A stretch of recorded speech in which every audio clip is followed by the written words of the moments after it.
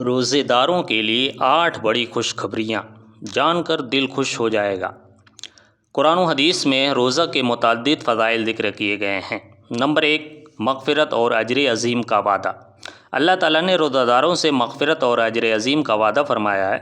سورہ احزاب آیت نمبر 35 میں اللہ تعالیٰ فرماتا ہے کہ بے شک مسلمان مرد اور مسلمان عورتیں، مومن مرد اور مومن عورتیں، فرما برداری کرنے والے مرد اور فرما برداری کرنے والی عورتیں، راست باز مرد اور راست باز عورتیں، صبر کرنے والے مرد اور صبر کرنے والی عورتیں، عاجزی کرنے والے مرد اور عاجزی کرنے والی عورتیں، صدقہ کرنے والے مرد اور صدقہ کرنے والی عورتیں، روزہ رکھنے والے مرد اور روزہ رکھنے والی عورتیں، اپنی شرمگاہ کی حفاظت کرنے والے مرد اور حفاظت کرنے والی عورتیں، بکثرت اللہ کا ذکر کرنے والے مرد اور ذکر کرنے والی عورتیں، ان سب کے لیے اللہ تعالیٰ نے مغفرت اور بڑا ثواب تیار کر رکھا ہے۔ اور نبی اکرم صلی اللہ علیہ وسلم کا ارشاد ہے کہ من صام رمضان ایمانا و احتسابا غفر له ما تقدم من ذنبہ، جس نے حالت ایمان میں اللہ سے حصول ثواب کی نیت سے رمضان المبارک کے روزے رکھے، اس کے سابقہ گناہ معاف کر دیے جاتے ہیں۔ متفق علیہ۔ ایمان و احتسابہ کا مفہوم یہ ہے کہ وہ نیت صادقہ اور یقین کامل کے ساتھ محض اللہ تعالیٰ کی رضا اور اس کے اجر و ثواب کو حاصل کرنے کی خاطر دل کی خوشی کے ساتھ اور روزوں کو بوجھ سمجھ کر نہیں، بلکہ رمضان المبارک کے ایام کو غنیمت تصور کرتے ہوئے روزے رکھے۔ اگر وہ اس کیفیت کے ساتھ روزے رکھے گا تو اس کے سابقہ گناہ معاف کر دیے جائیں گے۔ نمبر 2، روزے کا اجر صرف اللہ تعالیٰ کو معلوم ہے۔ حضرت ابو ہریرہ رضی اللہ عنہ سے روایت ہے کہ رسول اللہ صلی اللہ علیہ وسلم نے فرمایا کہ ابن آدم کا ہر نیک عمل کئی گناہ تک بڑھا دیا جاتا ہے، ایک نیکی 10 نیکیوں کے برابر، حتیٰ کہ 700 گناہ تک بڑھا دی جاتی ہے۔ اللہ تعالیٰ فرماتا ہے کہ سوائے روزے کے جو کہ صرف میرے لیے ہوتا ہے اور میں ہی اس کا بدلہ دوں گا، کیونکہ وہ میری وجہ سے اپنی شہوت اور اپنے کھانے کو چھوڑتا ہے۔ الا الصوم فانہ لی، سوائے روزے کے جو کہ صرف میرے لیے ہوتا ہے سے مراد یہ ہے کہ مومن کی باقی نیک اعمال مثلا نماز، صدقہ اور ذکر وغیرہ تو ظاہری ہوتے ہیں اور فرشتے انہیں نوٹ کر لیتے ہیں، جبکہ روزہ ایسا نیک عمل ہے جو ظاہر ہو بلکہ صرف نیت کرنے سے ہی انسان روزے کی حالت میں چلا جاتا ہے، اور نیت کا علم سوائے اللہ تعالیٰ کے اور کسی کو نہیں ہوتا، حتیٰ کہ فرشتے بھی نہیں جانتے۔ اسی لیے اللہ تعالیٰ نے فرمایا ہے کہ روزہ صرف میرے لیے ہے اور اس کا بدلہ بھی میں ہی دوں گا، اور شاید یہی وجہ ہے کہ رسول اللہ صلی اللہ علیہ وسلم نے روزے کو بے مثال عمل قرار دیا ہے۔ چنانچہ حضرت ابو امامہ رضی اللہ عنہ بیان کرتے ہیں کہ میں رسول اللہ صلی اللہ علیہ وسلم کی خدمت میں حاضر ہوا اور عرض کیا، اے اللہ کے رسول صلی اللہ علیہ وسلم، مجھے کوئی حکم دیں جس پر میں عمل کروں۔ ایک روایت میں ہے کہ مجھے کوئی ایسا عمل بتائیں جس کے ساتھ اللہ تعالیٰ مجھے نفع پہنچائے، اور ایک دوسری روایت میں ہے کہ مجھے کسی ایسے عمل کا حکم دیں جو مجھے جنت میں داخل کر دے۔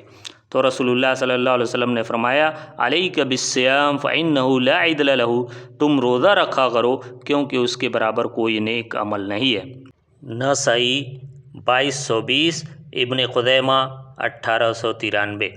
یعنی شہوت کو ختم کرنے اور نفس امارہ اور شیطان کا مقابلہ کرنے میں اور اجر و ثواب میں روزے جیسا کوئی عمل نہیں، اور چونکہ روزے کا اجر و ثواب بہت زیادہ ہے اور اس کی مقدار کا علم صرف اللہ تعالیٰ کو ہے، اس لیے روزہ دار جب قیامت کے روز اللہ تعالیٰ سے ملے گا اور اسے اللہ تعالیٰ روزے کا اجر و ثواب دے گا تو اسے بے انتہا خوشی ہوگی، جیسا کہ رسول اللہ صلی اللہ علیہ وسلم نے فرمایا کہ روزہ دار کے لیے 2 خوشیاں ہیں، ایک افطاری کے وقت اور دوسری اللہ تعالیٰ سے ملاقات کے وقت۔ بخاری 1904، مسلم 1151۔ نمبر 3، روزہ ڈھال ہے۔ حضرت ابو ہریرہ رضی اللہ عنہ سے روایت ہے کہ رسول اللہ صلی اللہ علیہ وسلم نے فرمایا کہ روزہ ڈھال ہے، اور تم میں سے کوئی شخص جب روزے کی حالت میں ہو تو وہ ناشائستہ بات نہ کرے اور لڑائی جھگڑے سے پرہیز کرے، اور اگر کوئی شخص اسے گالی گلوچ کرے یا اس سے لڑائی کرے تو وہ کہے میں روزہ دار ہوں۔ روزہ ڈھال ہے سے مراد یہ ہے کہ روزہ شہوات اور گناہوں سے روکتا ہے اور اسی طرح جہنم سے بچاتا ہے، جیسا کہ رسول اللہ صلی اللہ علیہ وسلم کا ارشاد ہے کہ الصیام جنۃ من النار کجنۃ احدکم من القتال، روزہ جہنم کی آگ سے ڈھال ہے جیسا کہ تم میں سے کوئی شخص جنگ سے بچنے کے لیے ڈھال لیتا ہے۔ نسائی 2231، ابن ماجہ 1649۔ نمبر 4، باب الریان، جنت کے ایک دروازے کا نام باب الریان ہے۔ یہ دروازہ صرف روزے داروں کے لیے مخصوص ہوگا، جیسا کہ سہل بن سعد رضی اللہ عنہ روایت کرتے ہیں کہ رسول اللہ صلی اللہ علیہ وسلم نے ارشاد فرمایا کہ بے شک جنت میں ایک دروازہ ہے جسے باب الریان کہا جاتا ہے، اس سے قیامت کے دن صرف روزے دار ہی داخل ہوں گے اور ان کے علاوہ کوئی اور اس سے داخل نہیں ہوگا، اور پکار کر کہا جائے گا کہاں ہیں روزے دار، تو وہ کھڑے ہو جائیں گے اور ان کے علاوہ اور کوئی اس سے جنت میں داخل نہیں ہوگا، اور جب وہ سب کے سب جنت میں چلے جائیں گے تو اس دروازے کو بند کر دیا جائے گا۔ بخاری 1896، مسلم 1152۔ اور حضرت ابو ہریرہ رضی اللہ عنہ سے روایت ہے کہ رسول اللہ صلی اللہ علیہ وسلم نے فرمایا، جو شخص اللہ کے راستے میں جوڑا ایک نہیں بلکہ 2 خرچ کرتا ہے، اسے جنت کے دروازوں سے پکار کر کہا جائے گا اے اللہ کے بندے، یہ دروازہ تمہارے لیے بہتر ہے، لہذا نمازی کو باب الصلاۃ سے پکارا جائے گا، مجاہد کو باب الجہاد سے پکارا جائے گا، اور روزے دار کو باب الریان سے پکارا جائے گا، اور صدقہ کرنے والے کو باب الصدقہ سے پکارا جائے گا۔ چنانچہ حضرت ابو بکر رضی اللہ عنہ نے کہا، اے اللہ کے رسول صلی اللہ علیہ وسلم، میرے ماں باپ آپ پر قربان ہو، جس شخص کو ان تمام دروازوں سے پکارا جائے گا اسے تو کسی چیز کی ضرورت نہیں ہوگی۔ تو کہا، کوئی ایسا شخص بھی ہوگا جسے ان تمام دروازوں سے پکارا جائے گا؟ آپ صلی اللہ علیہ وسلم نے فرمایا، نعم وارجو ان تکون منہم، ہاں اور مجھے امید ہے کہ آپ بھی انہی لوگوں میں سے ہوں گے۔ بخاری 1897، مسلم 1027۔ نمبر 5، روزہ شفاعت کرے گا، قیامت کے دن روزہ دار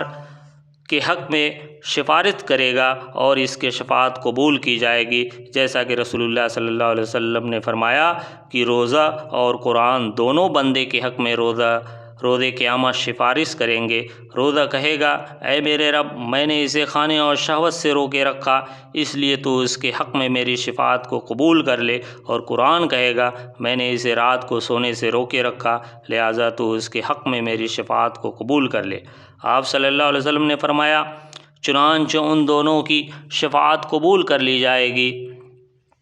نمبر 6، روزہ دار کے منہ کی بو اللہ کے نزدیک کستوری سے بھی زیادہ اچھی ہے۔ جی ہاں، روزہ دار کے منہ کی بو اللہ کے نزدیک کستوری سے زیادہ اچھی ہے، جیسا کہ رسول اللہ صلی اللہ علیہ وسلم نے فرمایا کہ اس ذات کی قسم جس کے ہاتھ میں محمد صلی اللہ علیہ وسلم کی جان ہے، روزہ دار کے منہ کی بو اللہ تعالیٰ کے نزدیک کستوری سے بھی زیادہ اچھی ہے۔ بخاری 1904، مسلم 1151۔ نمبر 7، روزے کی حالت میں خاتمہ ہو جائے تو وہ سیدھا جنت میں جائے گا۔ حضرت حذیفہ رضی اللہ عنہ سے روایت ہے کہ رسول اللہ صلی اللہ علیہ وسلم نے فرمایا کہ جس شخص نے لا الہ الا اللہ کہا اور اسی پر اس کا خاتمہ ہو گیا وہ سیدھا جنت میں جائے گا، اور جس شخص نے اللہ کی رضا کی خاطر ایک دن کا روزہ رکھا اور اسی حالت میں اس کا خاتمہ ہو گیا تو وہ بھی سیدھا جنت میں جائے گا، اور جس شخص نے اللہ کی رضا کی خاطر صدقہ کیا اور اسی وقت اس کا خاتمہ ہو گیا تو وہ بھی سیدھا جنت میں جائے گا۔ نمبر 8، روزہ جنت میں لے جانے والے اعمال میں سے ہے۔ حضرت ابو ہریرہ رضی اللہ عنہ سے روایت ہے کہ ایک دیہاتی رسول اللہ صلی اللہ علیہ وسلم کی خدمت میں حاضر ہوا۔ اس نے کہا، اے اللہ کے رسول صلی اللہ علیہ وسلم، مجھے کوئی ایسی چیز بتائیں جس پر میں عمل کروں تو جنت میں داخل ہو جاؤں۔ تو رسول اللہ صلی اللہ علیہ وسلم نے فرمایا، تو اللہ کی عبادت کر اور اس کے ساتھ کسی کو شریک مت بنا، فرض نماز قائم کر، فرض زکوٰۃ ادا کر اور رمضان کے روزے رکھ۔ یہ سن کر دیہاتی نے کہا، اس ذات کی قسم جس کے ہاتھ میں میری جان ہے، میں ہمیشہ نہ اس سے زیادہ کروں گا اور نہ اس سے کم۔ پھر جب وہ چلا گیا تو رسول اللہ صلی اللہ علیہ وسلم نے فرمایا کہ جو آدمی اہل جنت میں سے کسی شخص کو دیکھنا چاہتا ہو وہ اسے دیکھ لے۔ بخاری 1397۔ آخر میں اللہ تعالیٰ سے دعا ہے کہ وہ ہمیں روزوں کو کما حقہ رکھنے کی توفیق عطا فرما، آمین۔